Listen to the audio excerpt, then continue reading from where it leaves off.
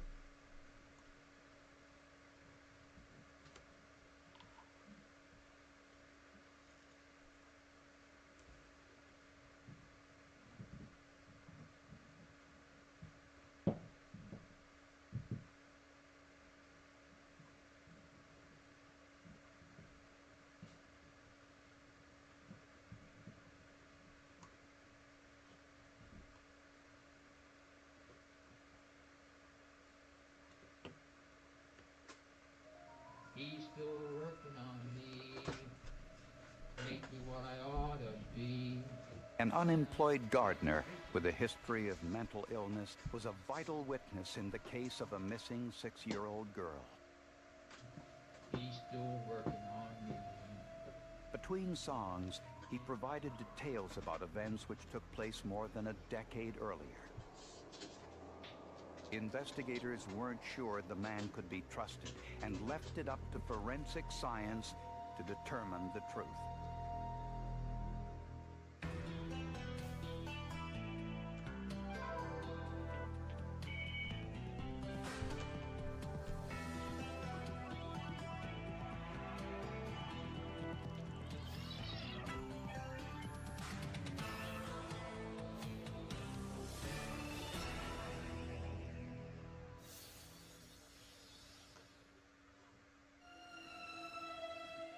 Memorial Day weekend, 1986. In Silver Spring, Maryland, it was so hot, 6-year-old Michelle Dorr asked her father if she could play in the small pool in their backyard. She was playing in the backyard pool for a while and showing me how she could blow bubbles in the water and that sort of thing. Michelle was spending the weekend with her father.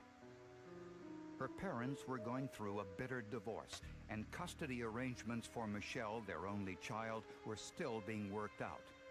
Michelle's mother, Dee Dee, wanted full custody of her daughter. I got an ex parte order saying that I was a threat to Michelle and a threat to her, and I was physically abusive, and she needed court-ordered custody right then. But those problems were put aside for what Carl believed would be a pleasant weekend with his daughter. After Carl made lunch, he went back outside to check on Michelle, but she wasn't there. So he walked to his neighbor's home, the Clark family, to see if Michelle was there visiting her friend Elizabeth, but they hadn't seen her. And he said, "No, she's not here." And I looked at Elizabeth, and she's not with you. And I couldn't believe what Jeff was saying. It just didn't register at first, that she couldn't be with Elizabeth. And at that point, I realized that, she's never gone any further than the Clark house. That something's wrong. Carl Dorr immediately contacted police. She was not a little girl who would roam off indiscriminately. She was not a little girl who would roam off and wander away and take up with strangers. The Clark house was 50 feet away, so I never had to worry about her crossing the street or wandering off. If I wanted to find her, I knew where to find her. When police contacted Michelle's mother, Dee Dee, she told them she knew what had happened to Michelle. She point blank told them that I did it. I did something with Michelle. Michelle's mother told the police he had threatened to harm his own daughter. He had threatened, in the heat of anger, in the heat of a very horrible divorce, to take Michelle away so that her mother couldn't have her anymore. You have to take it in the context that she's a mother who is in this very nasty divorce, separation, custody battle, and also somebody who her daughter has just disappeared. So you have to take it in that context. Carl Dorr was outraged by his ex-wife's accusation and demanded to be given a polygraph test. He failed. He's trying to tell me that I didn't pass the polygraph test. That's an impossibility. I didn't have anything to do with Michelle disappearing. Don't tell me I failed the polygraph test. That didn't happen. Carl Dorr was now the prime suspect, and soon he would tell police of the role he'd played in his daughter's disappearance. Hello, everyone. In the days after Michelle Dorr's disappearance, missing posters were placed throughout the area, but there was no sign of the little 6-year-old girl. Investigators were convinced her father Carl had either kidnapped or killed her.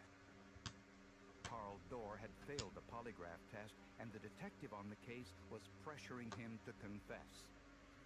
Kept insisting, you've done something. I know you've done something with Michelle, and we're going to find her body, and when we find her body, I'm coming to get you. Is what he told me, point blank, finger in the face, in my face, screaming, yelling. You need to confess. Just a few days later, Carl Dorr confessed. On 3 different occasions, he told the police he'd killed his daughter and told the police where they could go and find her body. And one of them was underneath the crawl space of his house. Another was in his father's own grave in a cemetery in D.C. Police checked the crawl space of the home and found nothing. They also checked the local cemetery where his father was buried, but nothing was found. He felt a lot of pressure. The police put a lot of pressure on him. And as a result of that pressure and the guilt and the shame that he felt about his daughter's disappearance, he cracked. There's no doubt about that. He cracked.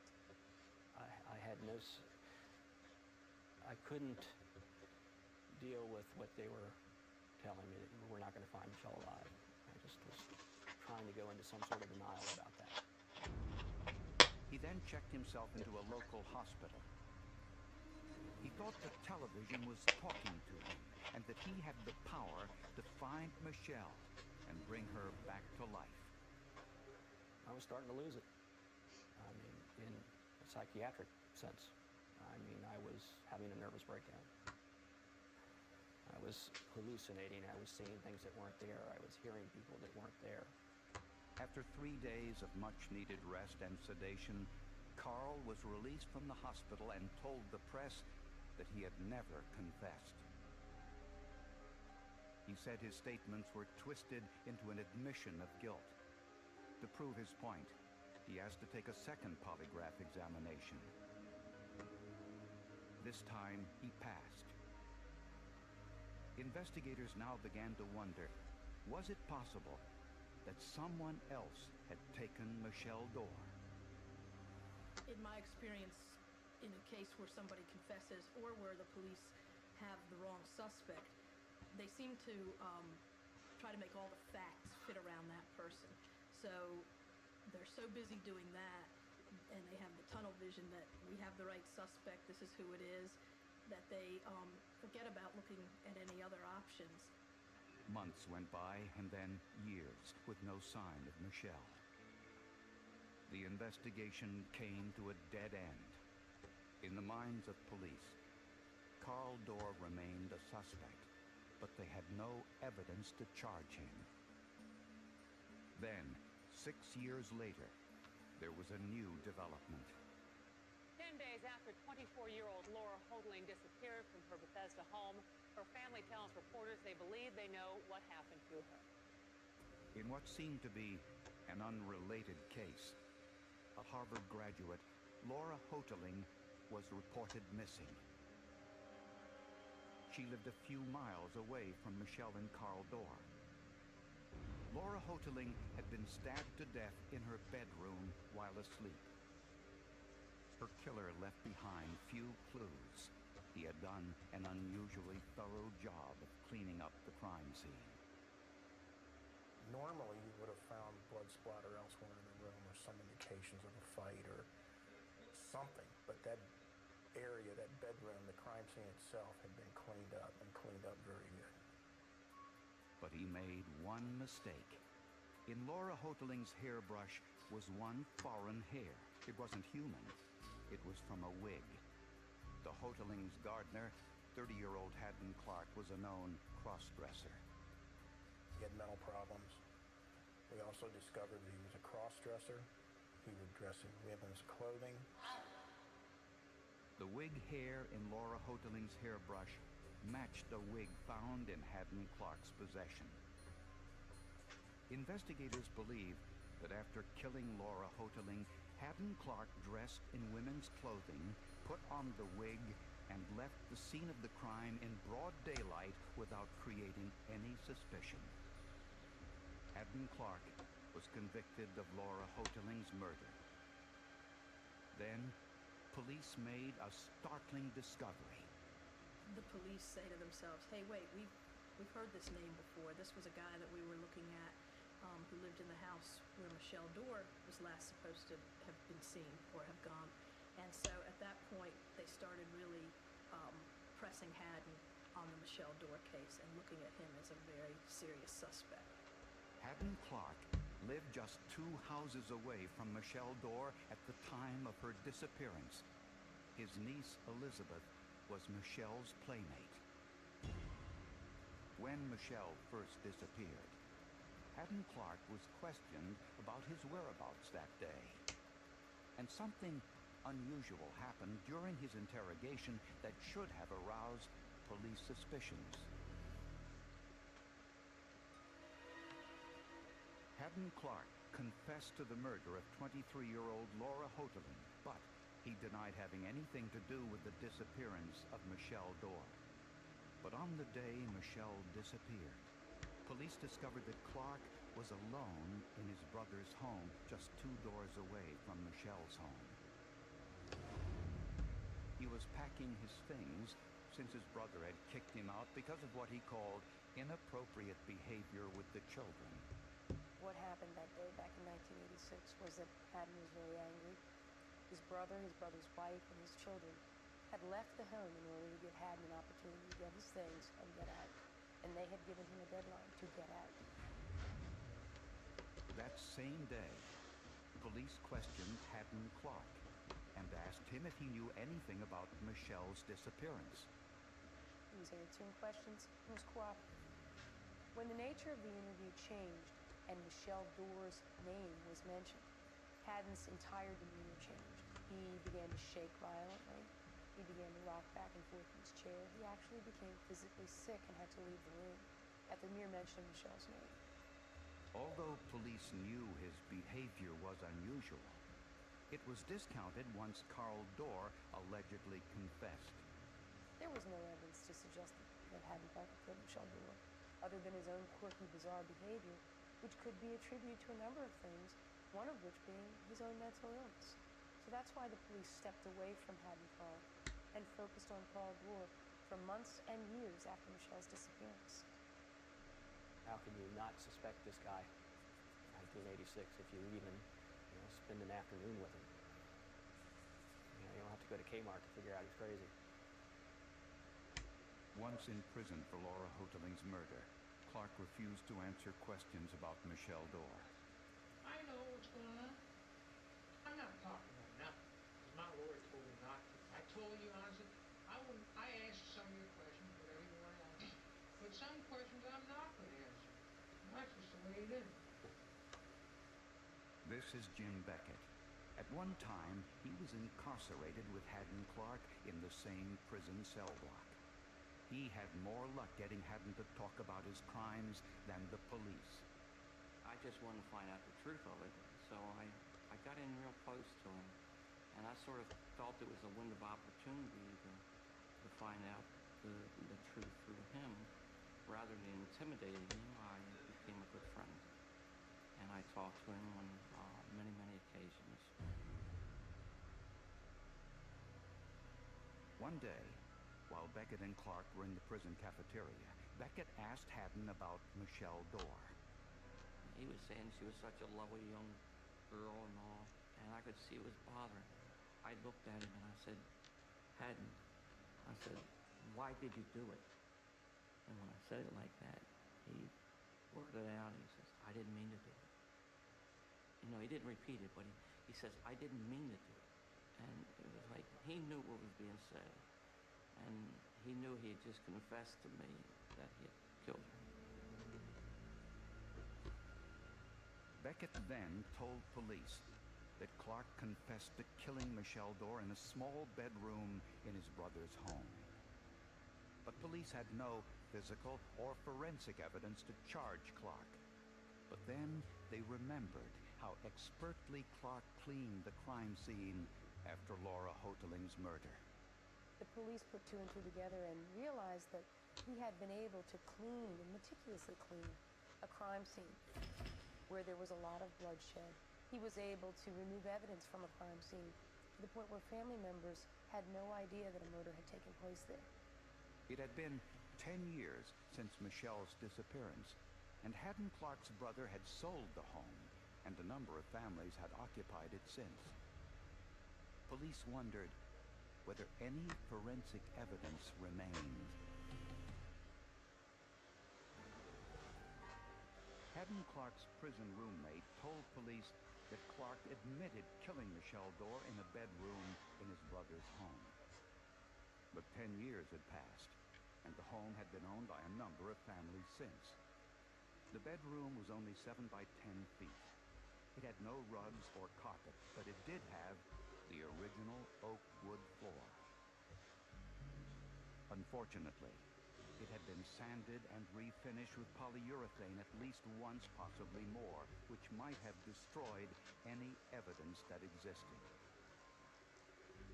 To find out, police used luminol, a chemical which glows when it comes into contact with the iron contained in blood.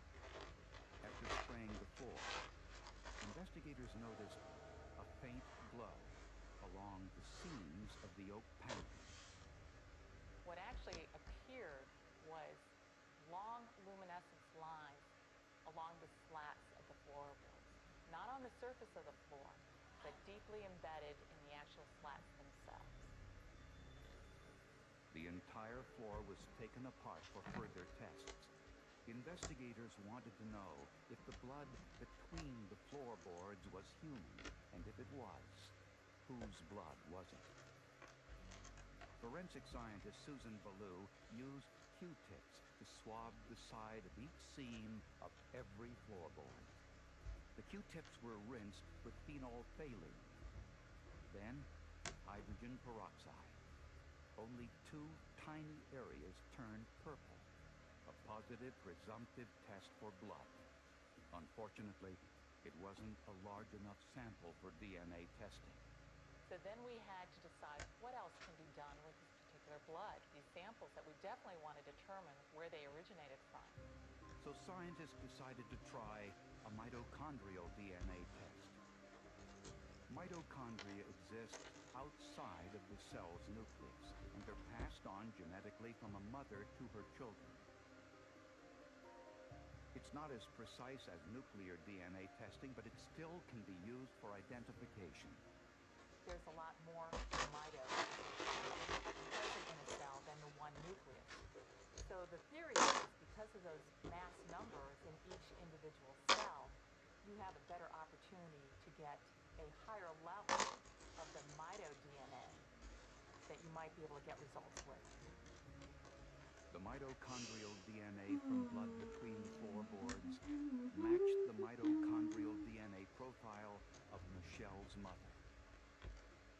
In other words, somebody from their family left blood at that location. Since Michelle had been inside the home and not her mother, the blood was believed to be Michelle's. Prosecutors believe that after Carl Dorr went inside to make lunch, Michelle left the pool to look for her friend Elizabeth. In a freak, tragic coincidence, when Michelle knocked on Elizabeth's door, no one was home, except Haddon, who was packing his things since his brother had ordered him to move out. He believed that he saw Michelle.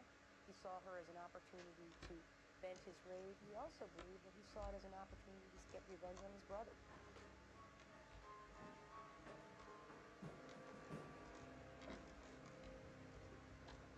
police believe Haddon killed Michelle in the upstairs bedroom, then cleaned the blood from the floor. He probably removed Michelle's body in one of the duffel bags neighbors saw him carrying when moving out later that day. I don't believe he has an ounce of remorse for what he's done to Michelle. And he doesn't even deserve to live as far as I'm concerned. He is completely worthless as a human being. I have nothing to say to him. I don't need his apologies. I don't need anything from him. Fortunately, the sanding, polyurethane, and 10 years' worth of detergents haven't destroyed the mitochondrial DNA evidence. Carl Dorr has since remarried and moved on with his life. But he has kept Michelle's letters and this crayon self-portrait she drew just days before she was murdered. She had just lost one of her front teeth before she disappeared. She had a little bit of a gap in her front teeth, but really sweet, innocent little girl. Haddon Clark was convicted of Michelle Dorr's murder and was sentenced to a second life term in prison. Shortly after his conviction, Haddon Clark directed police to the shallow grave where he had buried Michelle's body. It was just 12 miles from her home. I believe when Haddon asked the police, or told the police that he would show them where Michelle Dorr's body was, he asked to be able to dress as a woman. The police went and got him women's clothes and a wig. Haddon Clark now claims his female persona, who he refers to as Kristen Bluefin, is the real killer. He dresses as this woman, he writes letters as this woman, he speaks as this woman, and it is the woman that commits the crimes. Psychologists say that Clark, here apparently unaware of being videotaped before his police interrogation, is a paranoid schizophrenic who cannot control his compulsion to kill. Now, the patient needs to be, he's still working on me. Everyone who knows him is convinced he would kill again if given the chance. He's intelligent. I think he was able to get away with crimes for a long time, and I think that he knows what he's doing. He's good at his job. He is a definite skilled criminal in making sure that the crime scene is cleaned up, all little loose ends are tied up. However, there's always been some small bit of evidence that we have found to still pinpoint that crime to Haddon Clark.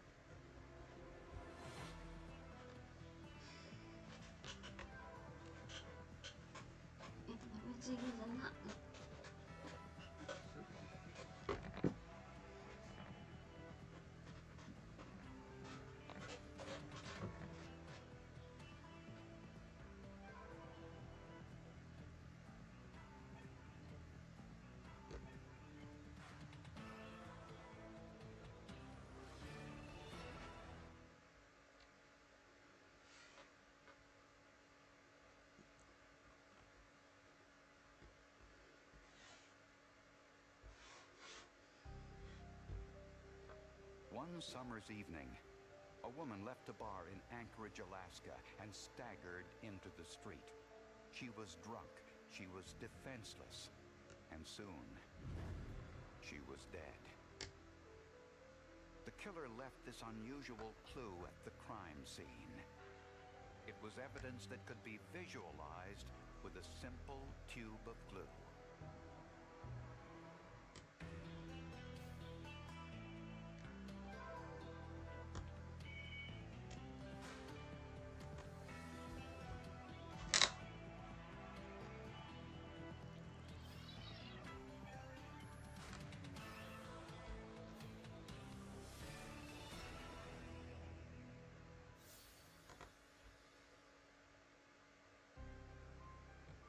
August 8th, 1996 was a beautiful summer morning in Anchorage, Alaska.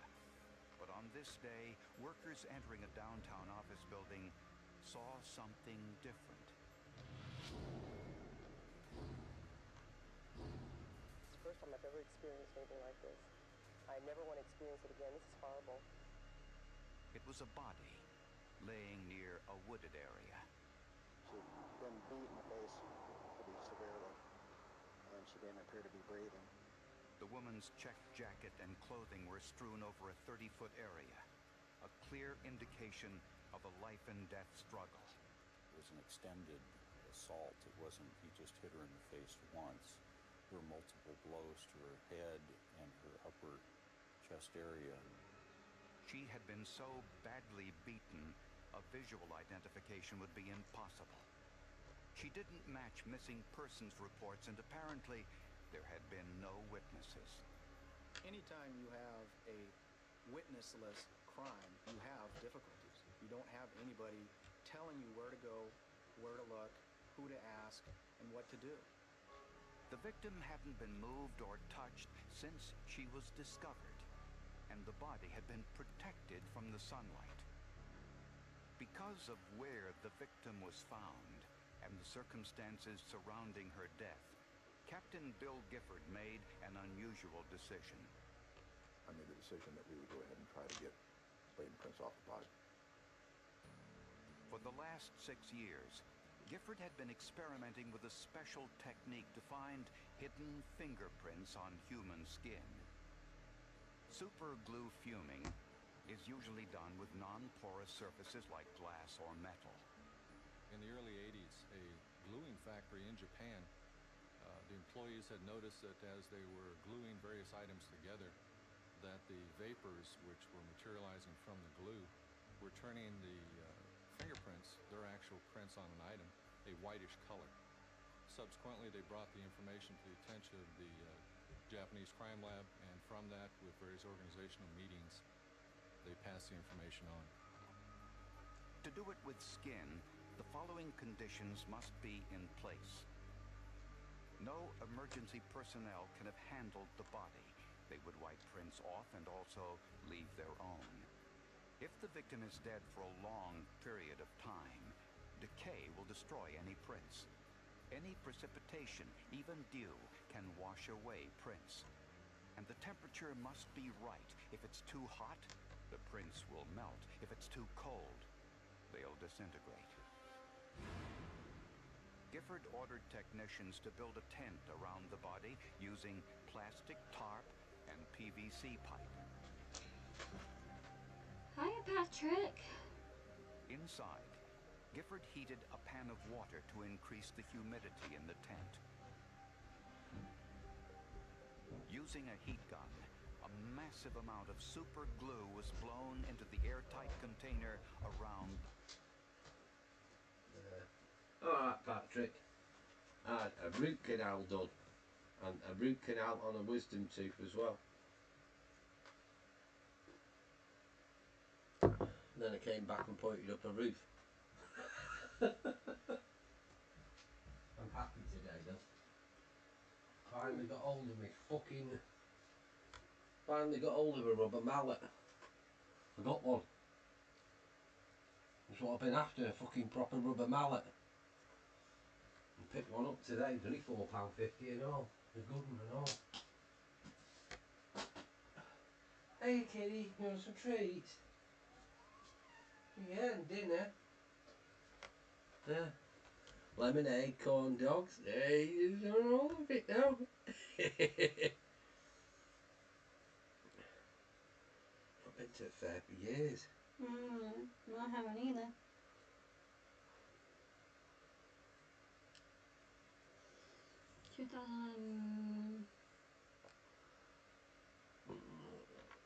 Now I've got something to whack you with. You got something to hit me with now, that rubber mallet. Yeah. Don't fucking hit me with that. It'll be do me head in.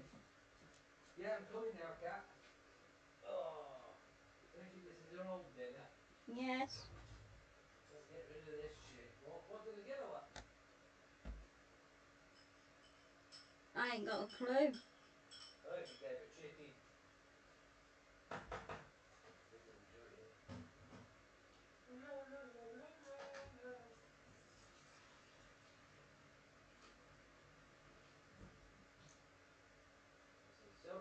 you a treat.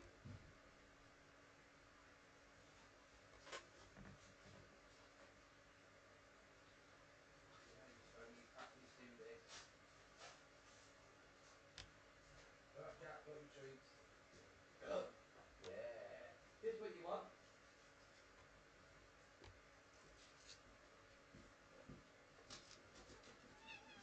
And Anne picked this up because we went to Hey Scratch Master. Hi, Scratch Master. And Anne picked this up for £2. It's a puzzle ball of the earth. But because we're in the animal charity place again, obviously somebody's already built it. But It's made of plastic. it's plastic. It's a jigsaw, but it's plastic. I'll take it all apart before you start that. So it makes up into a thing. I'll put a light in it so it lights up. That'll be cool. Yeah. It was only £2. So I grabbed that. And they had an explosive laboratory set, didn't they? Yeah. And I picked it up and I thought, Nah. better not. I see his eyes like lit up and I was like, no. Is it yours? Is it yours? Yeah. Here you go. Oh, my knees. My fucking knees are hurting more than anything. Fucking walked a lot of miles again today. They sure have. With the dentist, we did the park, and then we went and got a fucking 25 kilo bag of sand. Then we went and bought some sweets. Yeah, I got wine gums. That's it, all gone. Good girl. All gone. You ate it all. Good girl. I got caramel chocolate eclairs. Yeah, it was alright for £2 that in the shop, and we bought some other stuff as well, didn't we? We bought some other items, but they're not for people's eyes yet. Not yet, no. We cannot tell what we got. We cannot say, I mean.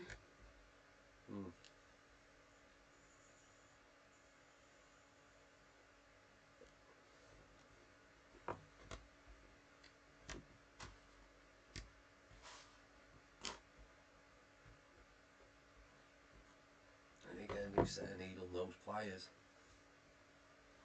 That's what I need to get my hands on. And I've still got to order a what's it, a cold chisel. Need a fucking cold chisel.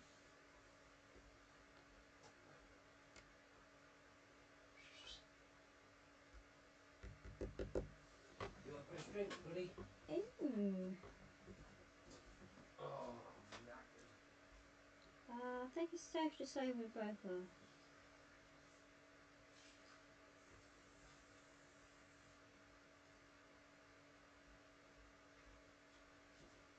There you go. There you go.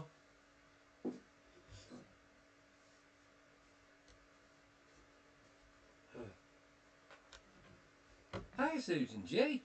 Hello, Susan. Like whack-a-mole, now it's whack-a-Gary. Doing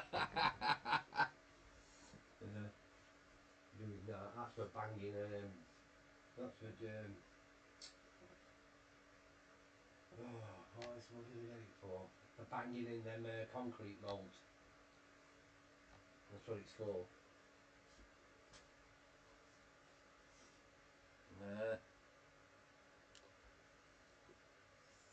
Yeah, so I thought it was the first two front teeth at the back and the top. And she's like, no, it's just the one big one, which is not the one behind your incisor, the one behind that, and it's your wisdom tooth. And I was like, what the fuck? Wisdom tooth? Right, she was drilling, I think she was drilling for China. Well, got it done. I'll go back in 3 months. All work.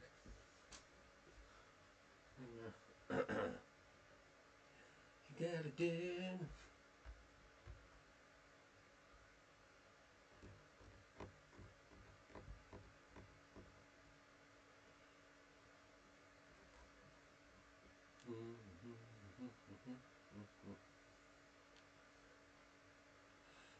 How are you, Susie G? On this wonderful sunny day, which has been absolutely fucking red hot. What can you smell? What is it? Anne's cooking dinner next door. You can smell Anne's dinner. Dinner. It's not me cooking. Next door, it's Anne. You don't smell nice? I think she's making stew. Does that smell good? Yeah. Go and check it then.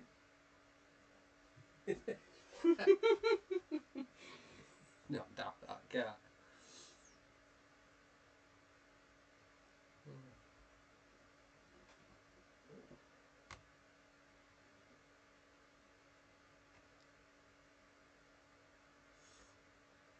Oh.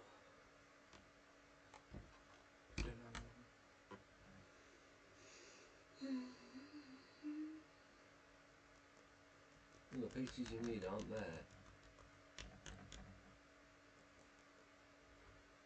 Obviously in the box. I had a root canal a few months ago. Wasn't painful, just nervous. No medication was going to wear off in the middle of the procedure. No, it don't wear off, trust me. My mouth's still numb. But that fucking hurt what she did to me, where she injected me right up the side of the gum, but you know, like your gum meets your tooth. She popped it in right in there and then shoved it up. In both of them. Fucking hell, it hurt. We wait for you to go numb.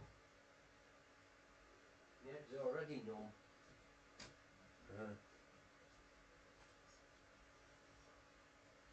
Yeah.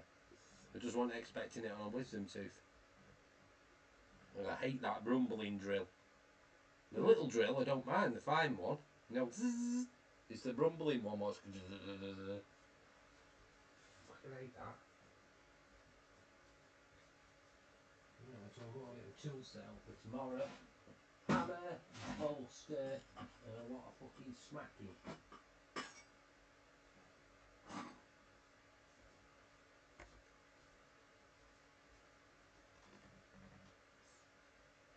Yeah, the shot, yeah, because it's such a fine needle. Fucking right in.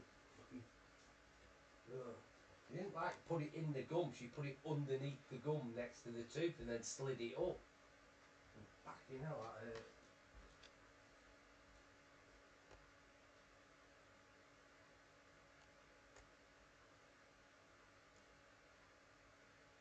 You know, I'm doing that new blog puzzle though. The first 3D puzzle, isn't it? Yeah. I'd like to find some more. Anyway, that's done, so that's out of the way for the next 3 months. Now I can just get cracked on with what I need to do. So I've got to smash all them bricks out tomorrow and repair all the steps, and take that flag up and take all the old bedding out and rebed that flag. And I've got to put new flashbang in on the roof as well. I've got flashbang on the roof to do. Yeah, so it's not that much to do really, it's just a lot of fucking smashing. Smashy, smashy. It helps to rinse your mouth out with warm, salty water a few times a day. Oh no, it's not that bad. Not that bad. Just fucking root canals, aren't they? The stuff what they put in now, they use that infrared light and it sets instantly. Takes 20 seconds and the filling's set solid. But not solid enough to eat, eat properly. It's just to cure the top of it. It'll take 24 hours. So it looks like I'm having noodles tonight. Fucking chicken noodles.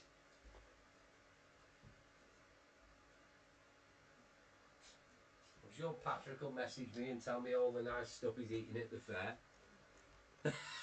I know it keeps it clean, yeah. I did that when I had that tooth ripped out. That tooth was massive, wasn't it? Mm-hmm. I know.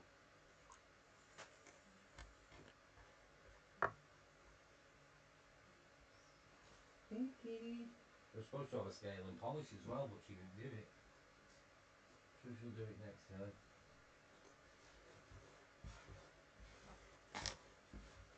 After that, we went in the park, didn't we? Mhm. Everybody was sat having, people were having picnics, weren't they? Yeah, luncheons. Yeah, the lunch and having picnics in the park. Lots of nice flowers. And that. Bumped into me sister. I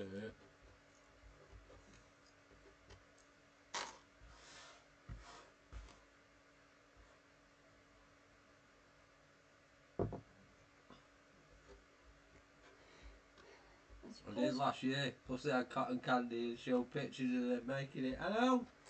It's like, look at all this lovely food. Oh, that's what you got. Wasn't it this time last year when you bought? Was it that badge? That railroad badge or something?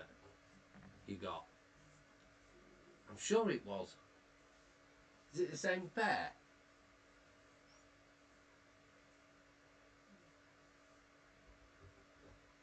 See if my brain's working. I'm positive it was.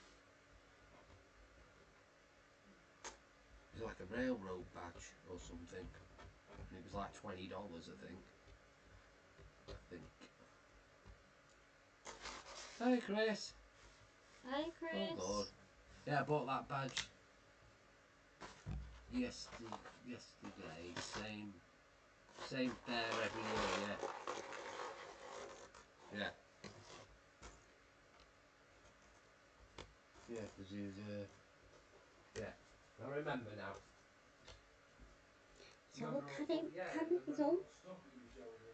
it's all coming back to me like as if it was yesterday.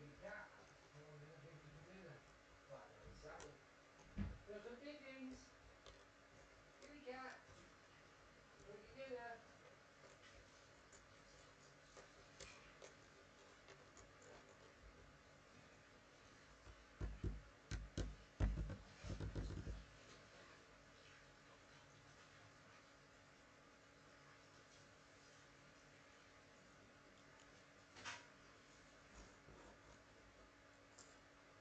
Come on, kitty cat. Bring you salmon. You want some salmon? You want some nice salmon dinner? Yeah? Come on. Come on.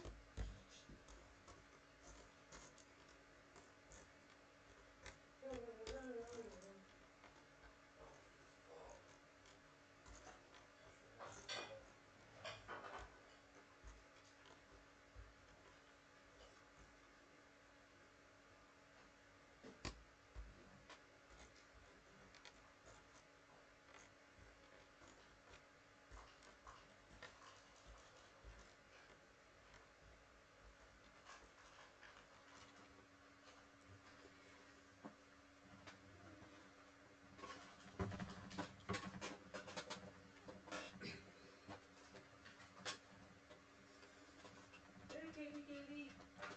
Dickens. Go get your dinner. Yeah, done it. There you go.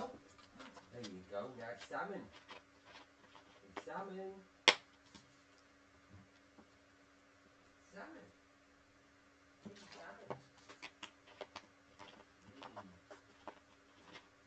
Is that good? Yeah. Yep, he's wolfing that down. Yeah. Yeah, the stuffed animals. One with possums, bear. Remember seeing it? Oh yeah, squirrel ones.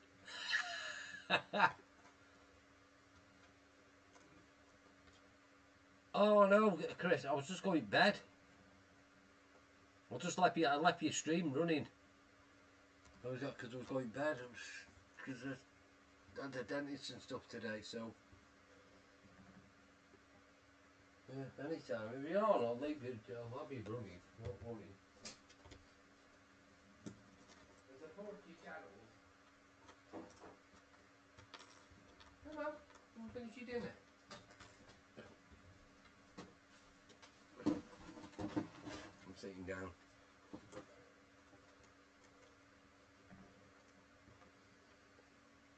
Yeah.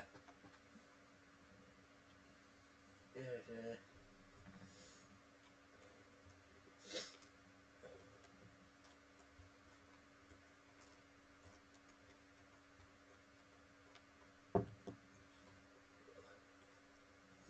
No, you did sound rough. Yeah, you did.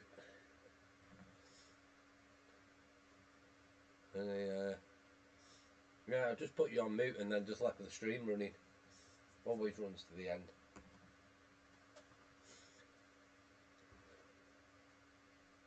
Day 4, barely any sleep. Huh?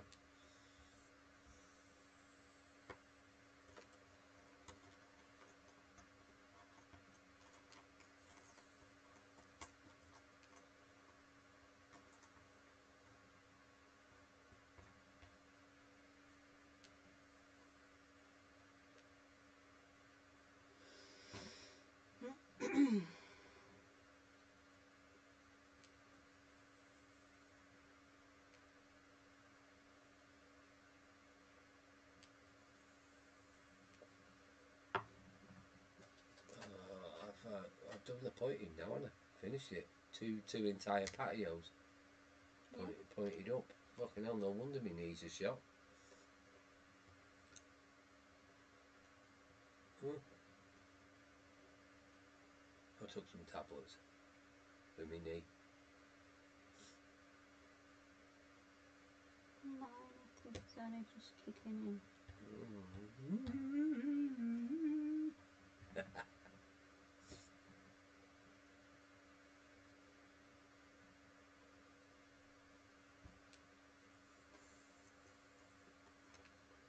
I'm just going to get my hands on a cold chisel now.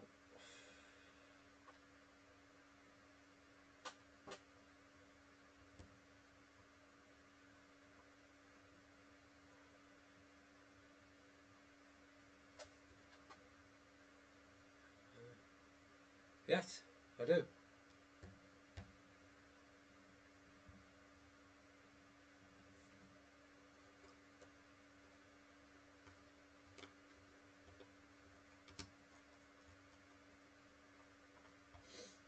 Yeah. I'm just helping the neighbour out. The garden was covered in weeds and all the old cement had all just gone on it. So I raked out to the top patio and the bottom patio. I helped too, so... Repaired his front porch roof, repaired the back of the porch roof, which I've just got to put some flash banding on. Repointed the entire top and bottom patios with new cement. And I've just got to fix 3 bricks on the stairs, on the steps, because the faces have blown off them. Because nobody's put any damp course in. But they lasted 20 years. And I've got to smash all the concrete out from under a flag because it needs rebedding in. And then I'm done with it.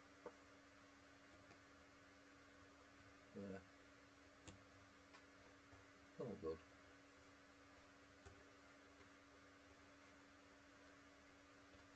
Oh, we always do it here. We always do it here. Take the bins out for the neighbours and everything.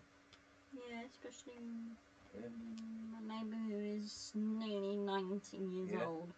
Nearly 90 she is. And buy all her bird food for her. She has her bird feeders in the garden. And do shopping for her. Do a few errands for her. Take her bins out for her. Get a crossword puzzle books for her. Do all sorts. Oh, help out. Yeah.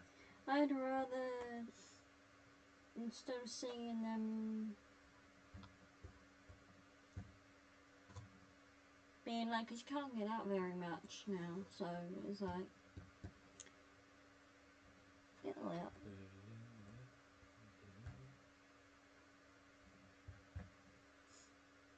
Yeah, I'm getting all wrinkly through all that cement.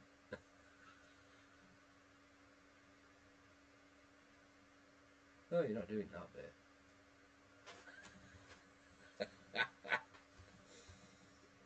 Yeah, I've got fucking work to do. He can't do it. So, I've done it.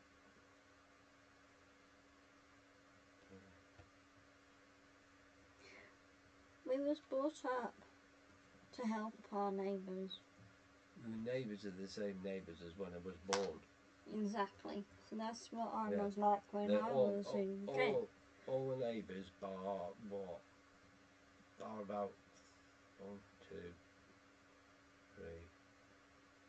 There's probably about 4 neighbours what we have, which are not original, but they've still been here years now, so we know them. Mm.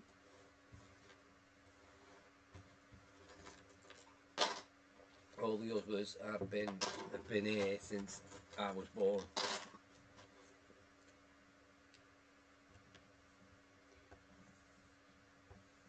And I've got to know them now. Ish. So we've still got. No, I'm going to do something with that front, and I want to get an edging spade. I'm going to dig it out.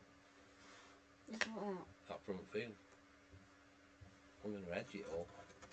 I'm going to edge it all and dig out a flower bed. And put flowers in. Why not? I do that too whenever I can. Sometimes I pay personal meal.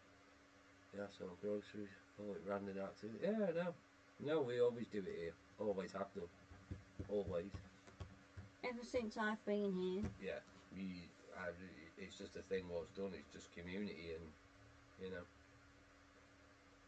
No, I love it. And I like to see them smile. And they give me a big hug. The neighbour. So I'm like, oh. Yeah, I was like that, but yeah, because I had a load of scrap metal in the back garden, didn't I? And this young lad with his son, obviously a scrap metal collector, dealer. Yeah, I've got to know them And too. no, you didn't. No. Man, it was from his son. No, not him. Don't change the subject. Alright, go on. But he came with his son, took all the scrap metal so we can sell it at the scrapyard. But his son was with him, and I gave him a brand new model car, didn't I? Brand new boxed model car where he could build but a metal one, so it was just clicked together. So let's do things like that. I wouldn't give away my fucking train sets, they're worth too much money.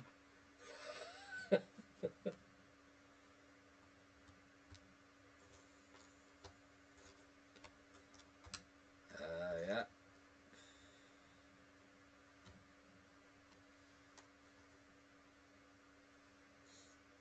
Yeah. That's why we said we'd never be monetised. Never will be. Never will be.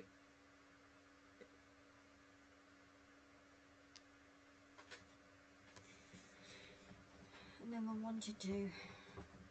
No.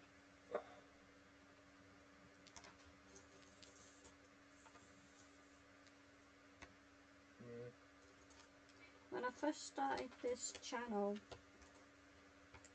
it's just to help me gain my confidence.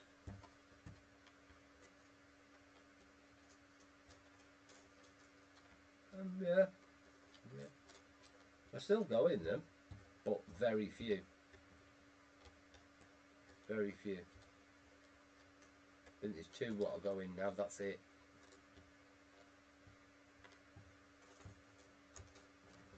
Yeah. 2 what I go in. That's Mary's and Savvy's, isn't it? Because I'm a mod in Savvy's.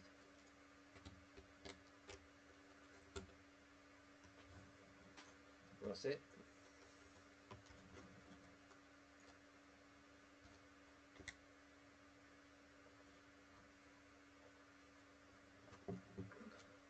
That's why I never give a penny to them channels, and I never will.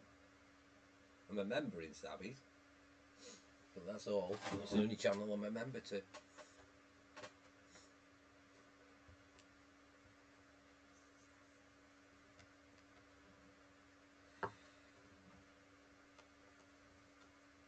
Other than that, never. Into it. Oh, I'll keep minute going there.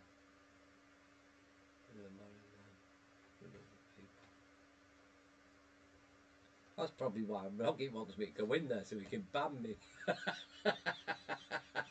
I'd laugh my head off if he did though. It'd be proper funny, because he knows what I'm like. I'd find the funny side of it.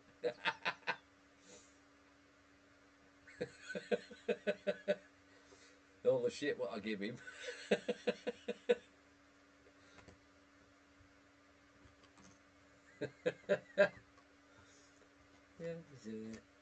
Yeah, I keep meaning, I keep forgetting to sub back to him. I'm sub to I'm sub to all of them, but I just don't watch them anymore.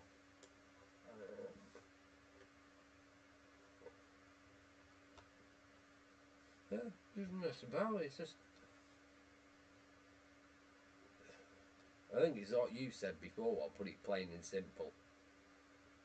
That you run the channel not for subs, but to make friends. And you know.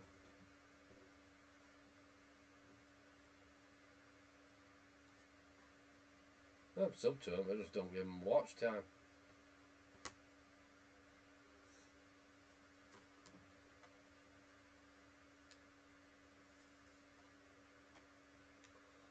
I had a massive clear out of people who I was sub to, and I cleared out well over 2,000 channels what I was sub to.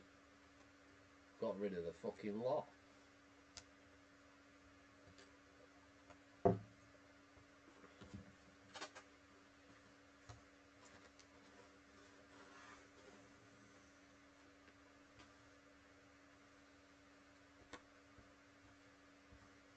I've basically gone back to what I used to use it for.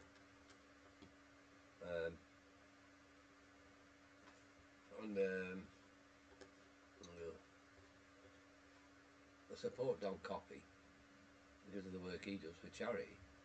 Every single penny of the money what's made on his channel goes to charity. Every penny. I've always supported him. Yeah. Yeah. Well, you know. Oh, he works on the trains here around Manchester, which is the nearest city to us. And basically people who get depressed, there's a phone line what they can call, it's called the Samaritans, and all the money what he makes off his train videos, because he's a driver, and he does them as premieres, and basically all the money goes to the Samaritans charity. And that he did one though. He did a special though, didn't he, a few months back? And it was for a children's charity, wasn't it? Yeah.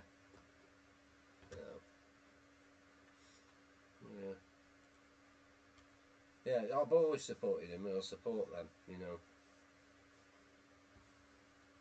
But you see, there's no memberships on it either, is there? No. There's no memberships. Only the money what he makes from YouTube goes to the charity. There's no memberships. There's no super chats. No nothing. None of that. None of that rubbish. Just the money what comes off YouTube. That's what gets donated.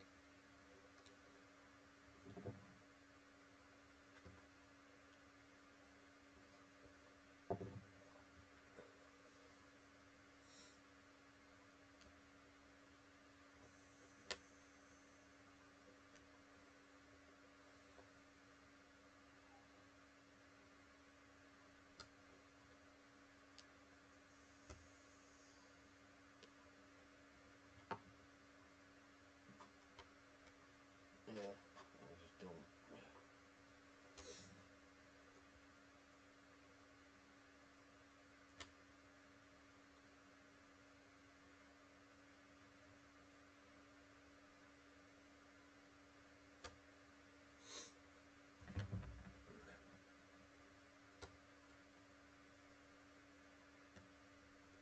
And no, I'm barely not going on. Thank you. Thank you, Susan. I'm barely going any lives. There's only a couple that are going, and I'm not saying where. No, and I've started going in new channels, Anna. Made all new friends. and don't share their channels out, don't broadcast them, don't do anything. Just go in there. That's our private thing.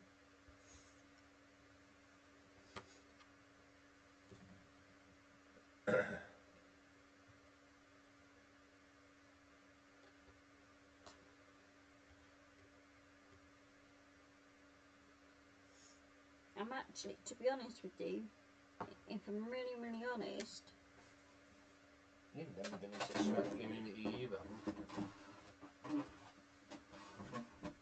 huh? You've never been into the scratch community. No. Never have been. To be honest with you, if I'm really, really honest, I'm scared to go in live chats. I am. I get very, very nervous when I go in them. What? I get very nervous when I go in chats.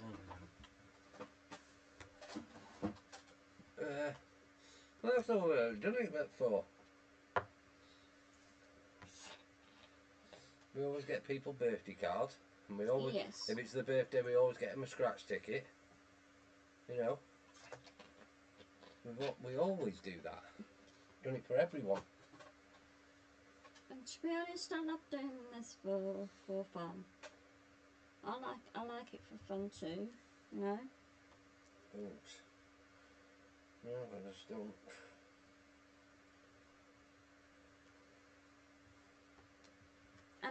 And we have a good laugh. I'm waiting for that bag of dildos pick to come back up.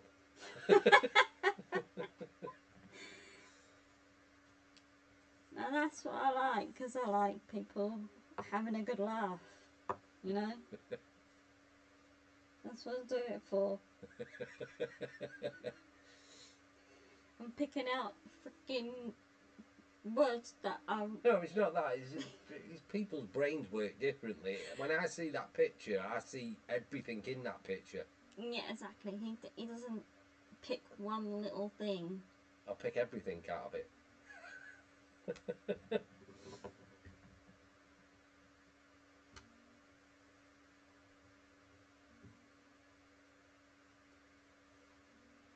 Smudge. Smudgy, stop snoring. Here we go.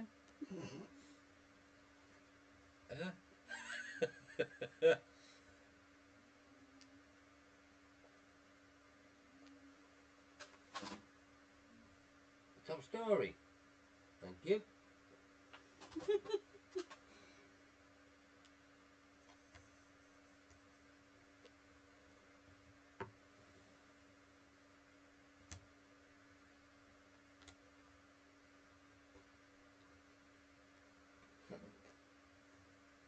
I don't know what they're going to do with that chip.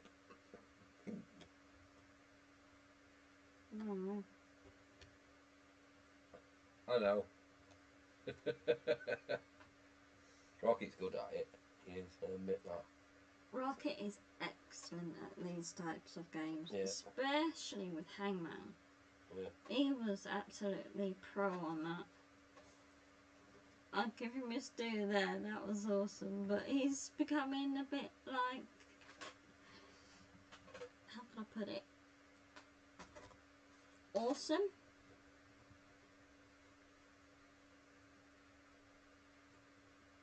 Because he's picking up a couple of rude words. This is Santa Claus. Yeah, I've got to fix that. What are you doing with that? Let's put him on the bridge. There you go. Yeah, of course NC is brilliant. Yeah, I love him to pieces.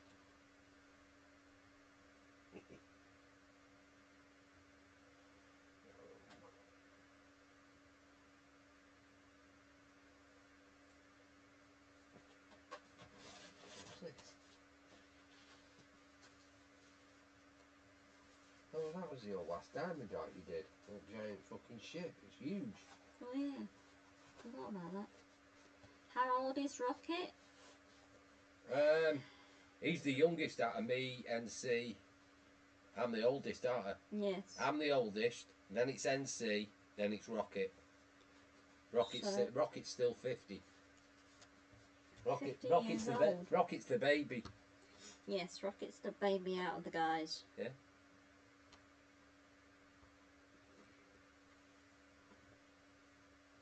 I turned 40 a few months ago.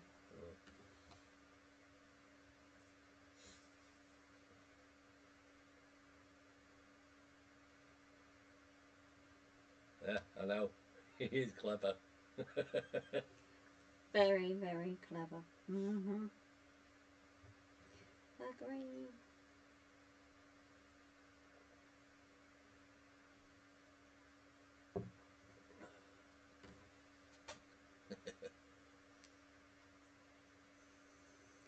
But it's all good because we're all like, you know, likes to have fun and whatnot. Have a laugh.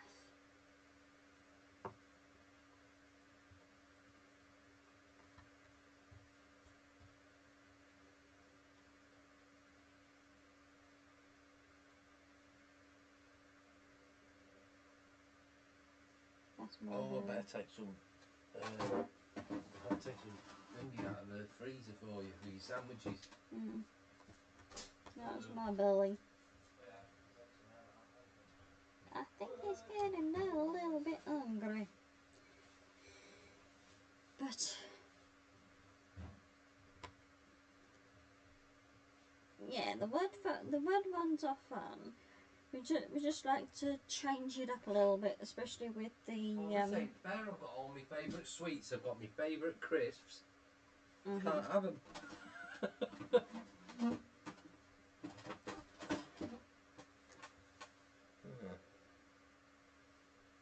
That belly. No, I'm gonna go looking in that furniture place again. I want a Chesterfield settee. A Chesterfield settee. Yeah. So we're not having that thing. Oh, it'll be alright for now, but I'm looking for a Chesterfield.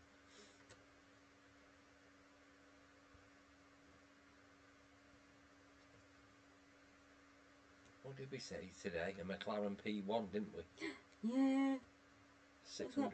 I got that car. 600,000 pounds worth. Pottering around.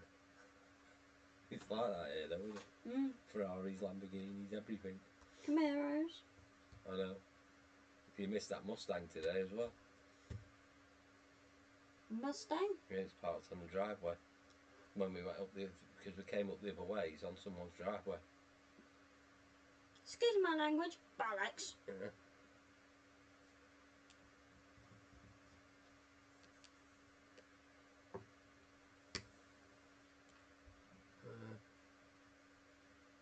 Honest, I'm a girl, but I like sports. And I like fast cars. And I don't drive. So you stuck with your shopping trolley. I can use that. That's what something I was up to today. Yeah.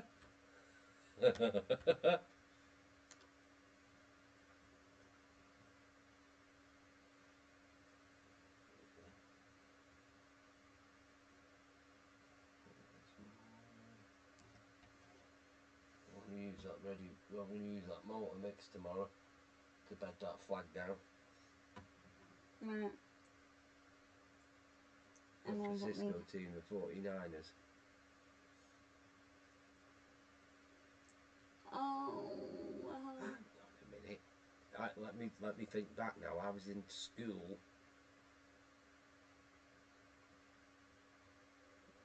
Did the refrigerator play for the 49ers?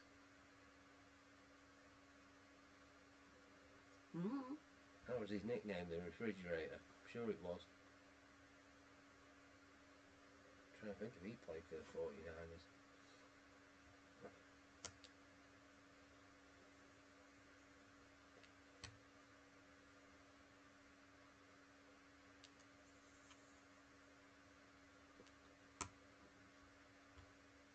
don't know. I had a T-shirt when I was at secondary school with the refrigerator on it.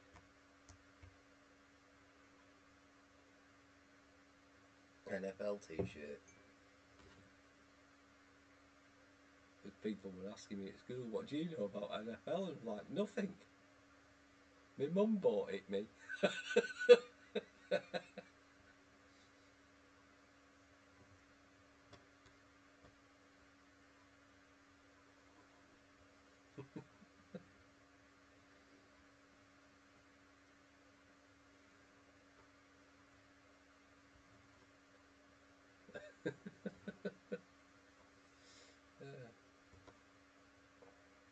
Should have bought that explosion lab.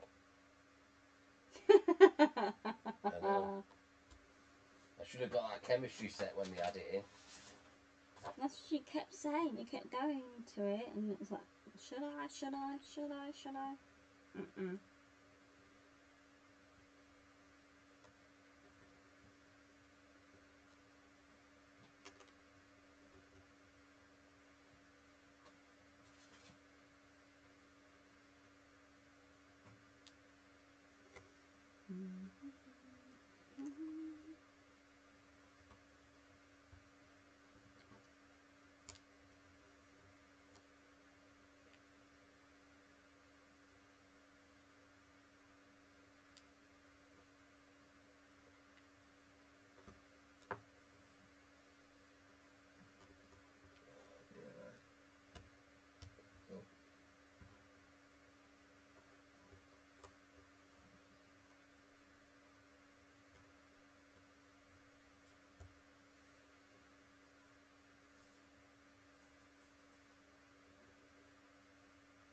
Your stomach's grumbling. Hmm? Your stomach's grumbling. It's For anyone in the bushes, I don't think YouTube should allow it.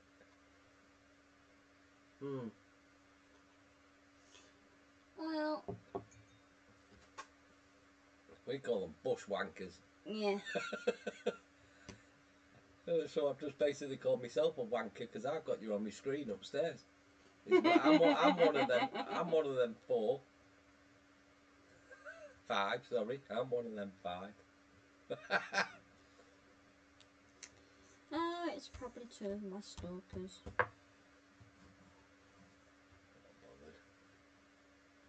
Don't call them whackers.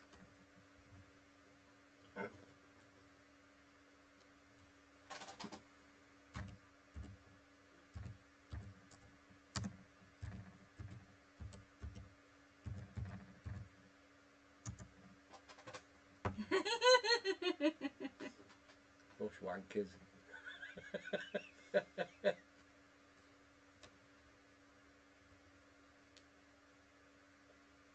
Is that a bad word? Google it. I tell you.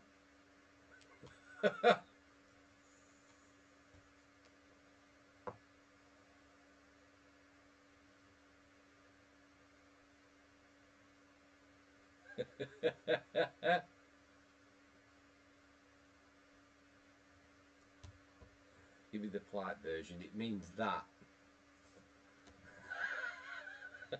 You're a wanker. Wanker. Wanker, tosspot, whatever.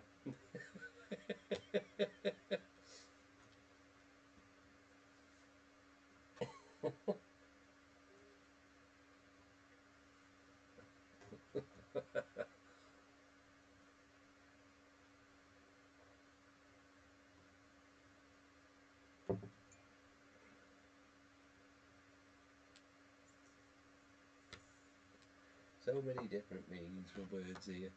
Mm-hmm. You'll learn. Yeah. It can mean like, it can mean rude like that. You're a wanker, or it's just like, you know, It's or a bit like you're an idiot or something. Or if you've done something really stupid, it's just like you complete wanker. It's another word for bastard. Yeah, something like that.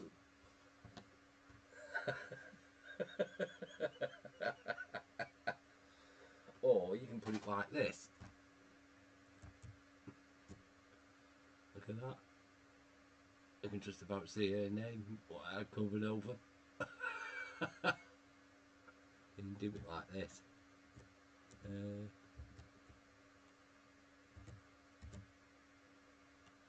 You can do it like that. To be a bit more polite. Wanker. Anchor. W and anchor. Yeah. Wanker.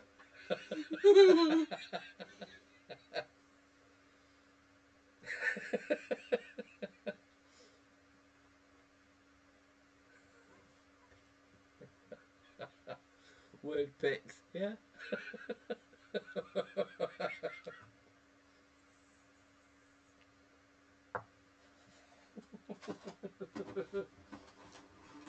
It's just the way it goes. Mm-hmm.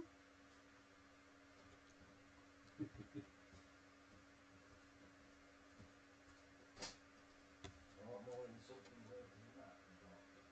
Mm-hmm. I need to take this to pieces. We could say worse. Got this one today. 3D. 3D puzzle. It's a puzzle ball. It's only £2. From the animal charity See, I shop. never seen it because I think it was 2 weeks ago I went, didn't I? Yeah. Yeah, so it's like, there's new that came in. But it's plastic. It's a plastic jigsaw. Which I've got to take apart so you can't cheat. And they have numbers on the back of them. So in a way it is cheating.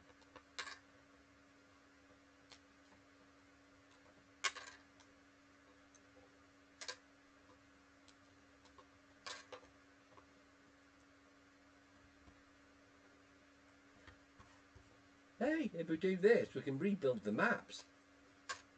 Hey? We can give Texas and California back to Mexico.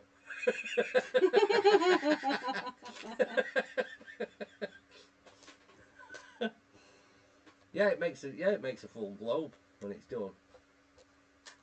Yeah. So I don't think there's a light in it, but I'm going to put a light in it so it lights up. I don't know what that's for.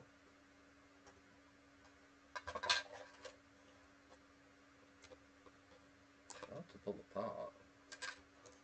I don't want to break it.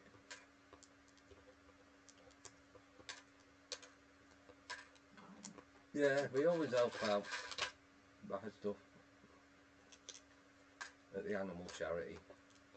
Mm-hmm. That's our favourite charity shop. Yeah, we always go in there. This one we will, because that's Yeah, probably.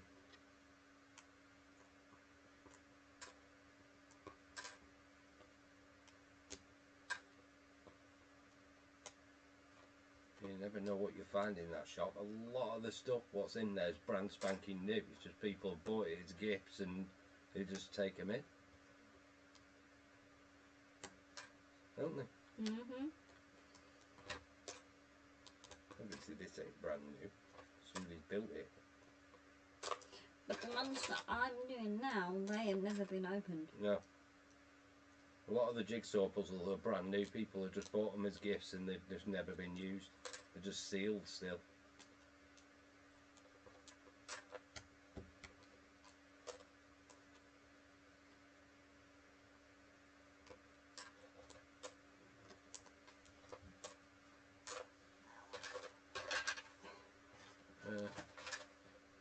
Yeah, we'll probably we'll save it, and I'll put a light in it so it lights up.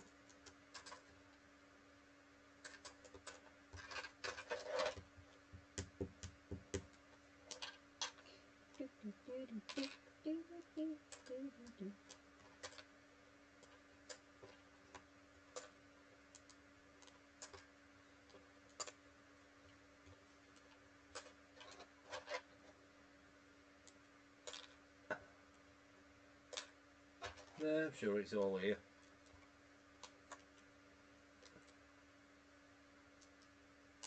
A lot of them are sealed. They've never been used. And it's like the people who do take them back, most of them are checked, aren't they? Yeah. They check that they're complete.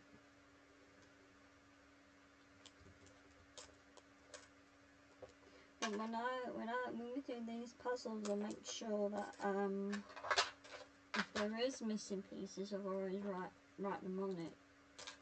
Yeah, you see, when we finish the jigsaws, we take them back so they can resell them and make money again.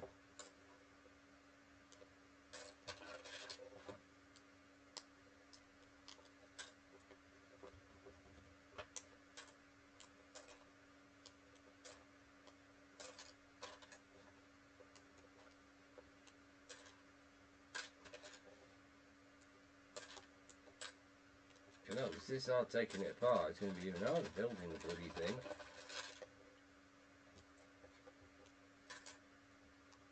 No, a lot of them are like this, I'll show you.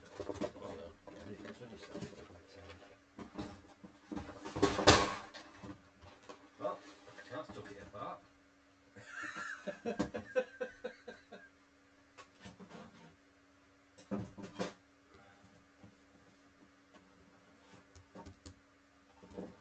See, a lot of them, yeah, it's like that. So that was £3, but we know it's complete because the person who had it last sealed it in a zip bag. It's complete. That's all American muscle cars. And a lot of them, what they get in are actually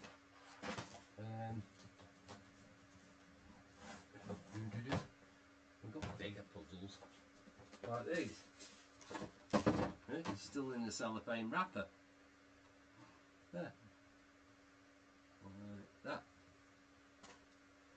Still in the wrapper. Do the car puzzle. You got Titanic to do here. And we've got, these aren't the big puzzles. We've started collecting the 2,000 piece ones. Which are big. Them 2,000 piece ones are about £30 each, and we've been paying £2 each for them. So every time they get them in, we just buy them and just put them to one side. The train. You did the last 2 train ones, didn't you? Yeah, the other one was hard enough. I'll do it when I've got time. I just haven't got the time. The other one was hard enough. We get everything from this. You get everything in there. I've got model railway stuff from there, haven't I? Yeah, you see, when I was in the last time, that was like what, a couple of weeks ago, there was hardly anything in there. Yeah. Every week's different. Yeah. So like, and I got my bag from there too. Like these, it's like they don't just have things. They have like diamond art in, like this here. Like these, diamond art. There it is. £2. I went paint by numbers too. I mean, so they don't just sell jigsaws; they sell everything. So what we've been doing is collecting the diamond art we've been collecting, and loads of all paint by numbers. There's loads of stuff we're collecting. We're just building up. Obviously, there is a couple that I got from my best friend. Are you too busy making you laugh? No, I've got loads on. I have. I've got absolutely tons on. I've got so much to do. I've got to get these computers finished before October. I've got to build you a new live computer. You know what can run higher end games. So I don't get that message up. Yeah. I always get a message on the CPU usage. It's only 4 core. I've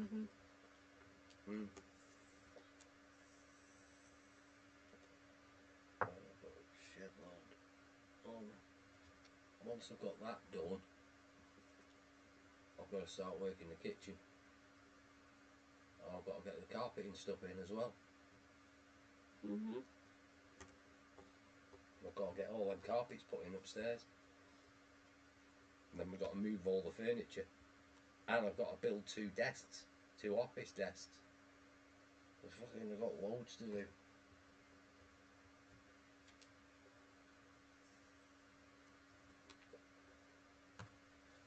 Because the desks aren't big enough for the computers and all the printers and stuff.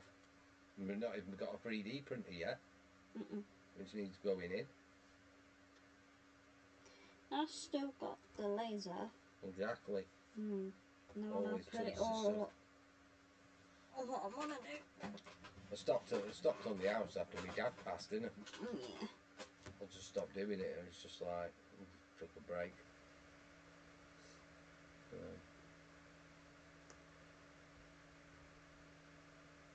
Yeah.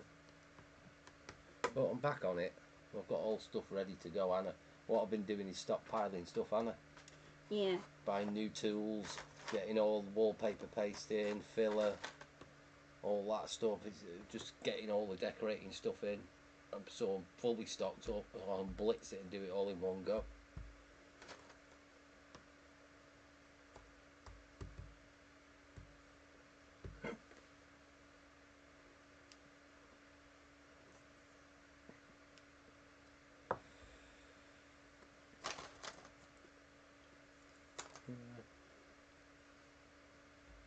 You put on insurance, covered it, and you have to pay 1,000, yeah, excess on your insurance, yeah.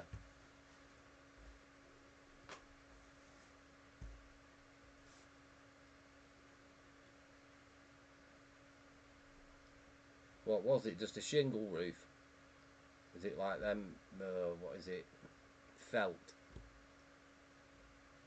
onto wood.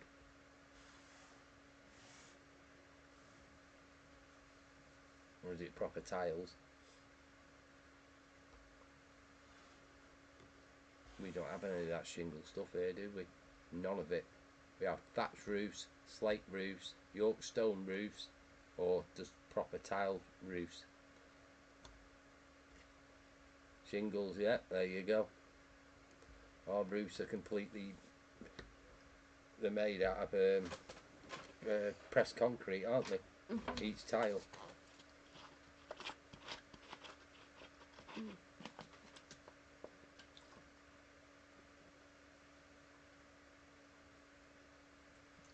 There, each tile's pressed concrete. Pretty windy here. Very hot here. Yeah, we got our second. That's the thing. Like here, it gets really windy and really stormy, doesn't it? In the autumn, but you don't see roof tiles flying off because they're made out of concrete. Yeah. Yeah, snow in the winter here, but you never get any problems. The only thing that does we do get problems is if a tree falls down. Yeah, that's about it. That's about it.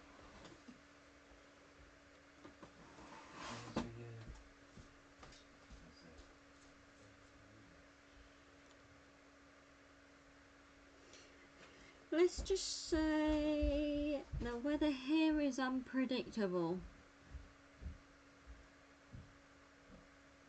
You made out of brick? Good choice.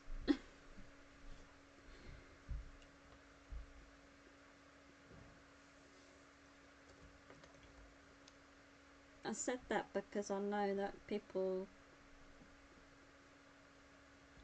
We've always wondered. Say if a tornado is, you know... Yeah, I mean it no. Try again. Like I said, I've always wondered why they still build houses out of brick after they are fallen down by a tornado or wind or hurricanes and things like that. It's like, well, wouldn't it be better to, you know,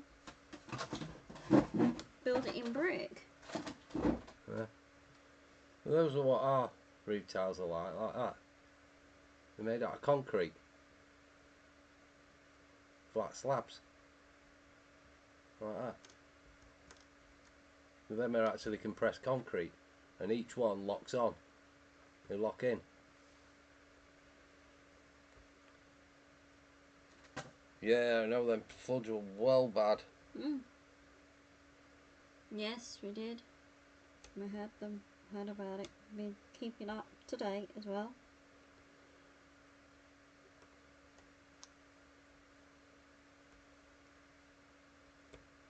That's where I've been today, in the park, doing flowers and stuff. Like that.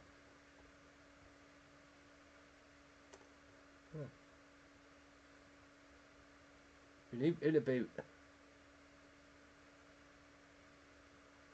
fresh mint. Ooh. Please.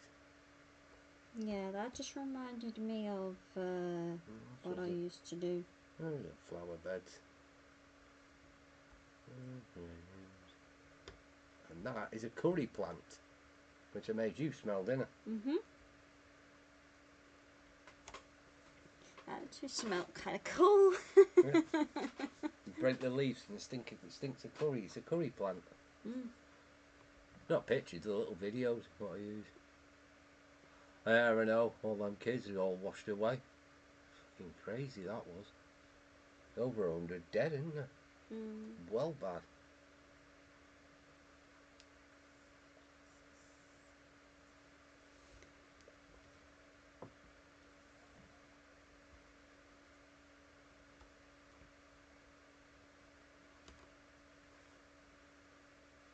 See, that's what I don't understand. What? Is why don't they build houses all out of brick? Wouldn't make any difference, it'd be flooded.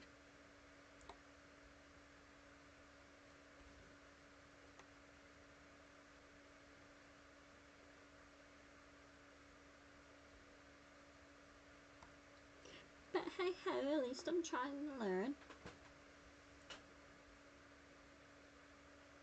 Sell your pictures to a word pick gang? Become famous? Nah.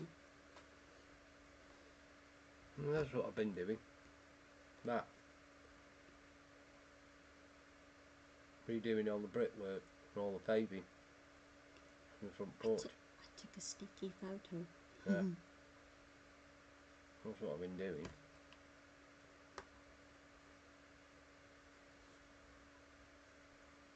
No, because it all have to be taken off. All smashed off.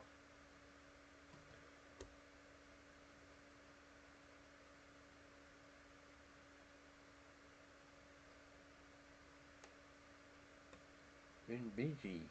Busy. Oh, I've been on that.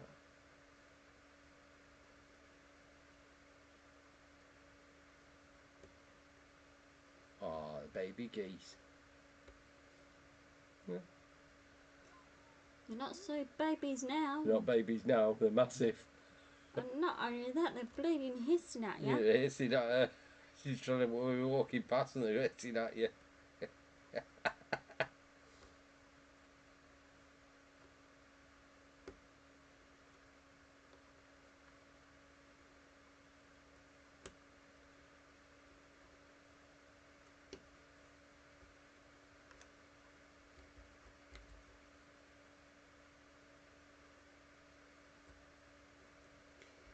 Do this a little bit and then I'll call it. Oh yeah, I know, them broken boots. Watch my YouTube channel, I don't even know myself. Hang on, I'll get it. I only put pictures of flowers up there. That's all I do. It's 30-second videos, I don't do anything else.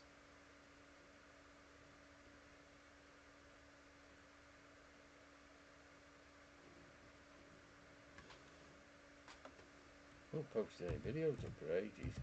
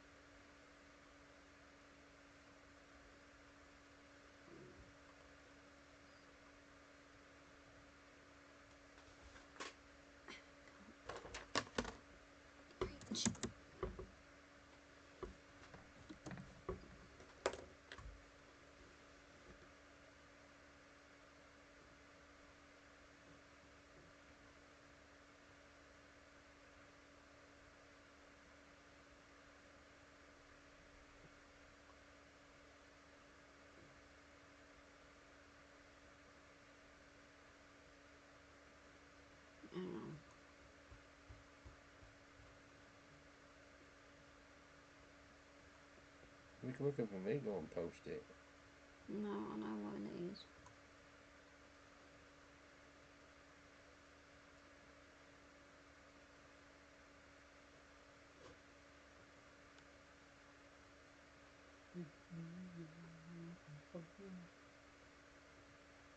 I'll go and do it.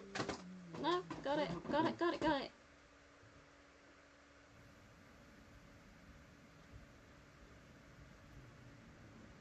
What was that now?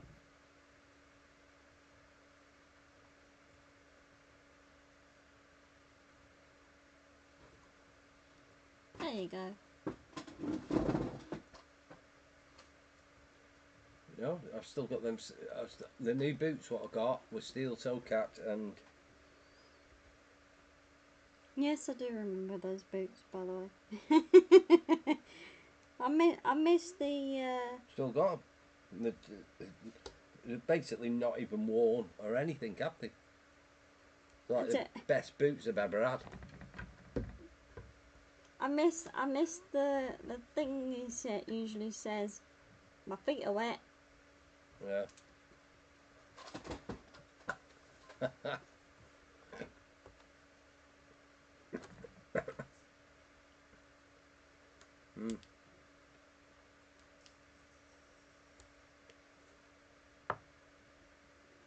Oh, you know, leave it, them boots.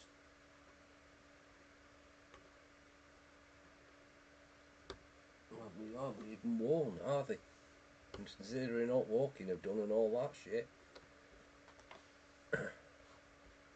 Oh, buy some new boots. You did? I know.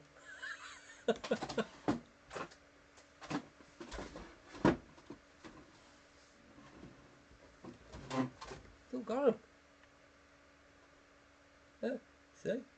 They're not split or anything. See? Loads of tread still on them. Steel toe capped.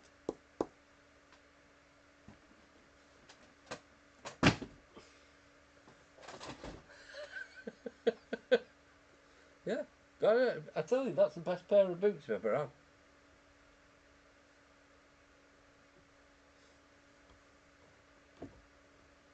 Yeah.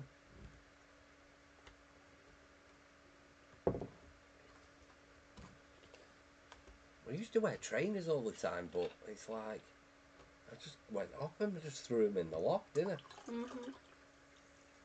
Some of them what I threw in the loft, they were just like absolute top of the range Nike Airs and all that lot, and you know, Puma disc system and all that, and it's just like most of them are hardly even worn them.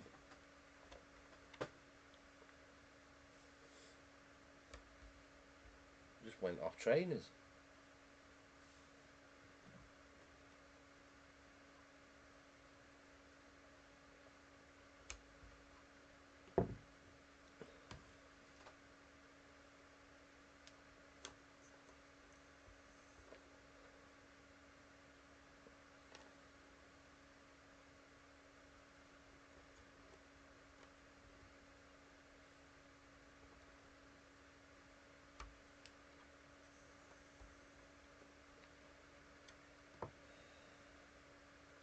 That's the thing with me. Because I'm always doing something art, and it's normally messy. I've